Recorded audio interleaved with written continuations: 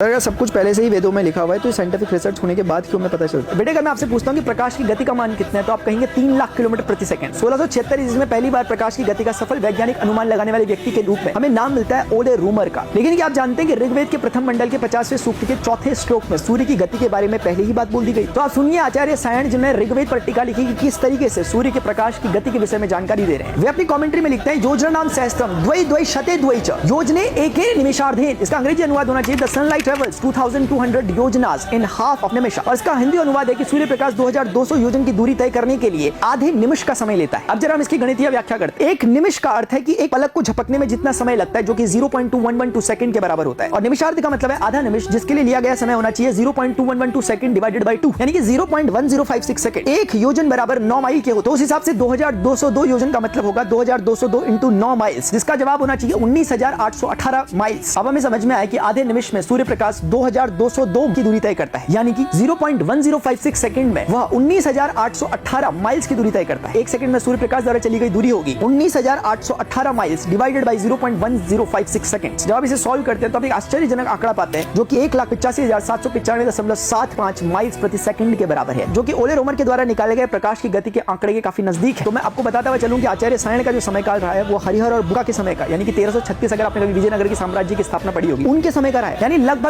ओले रोमर से 300 साल पहले उन्होंने गणना कर दी। ओले रोमर क्योंकि विज्ञान के साधक है इसलिए मेरी दृष्टि में वो उतने ही सम्मानीय हैं जितने आचार्य सायण। लेकिन मेरा ये प्रश्न है कि क्यों हम भारतीय की दृष्टि में आचार्य सायण उतने ज्यादा सम्मानीय नहीं है जितने की ओले रोमर। मेरे हिसाब से हमें अपनी संस्कृति और अपने विज्ञान के बारे में भी जानने की बहुत जरूरत, और तब तक हम इसको जानने की चेष्टा नहीं करेंगे जब तक हम इसके प्रति हीन भाव से ग्रसित रहें। इसीलिए अपने इतिहास, अपनी संस्कृति और अपनी धरोहर को समझने की बहुत जरूरत है।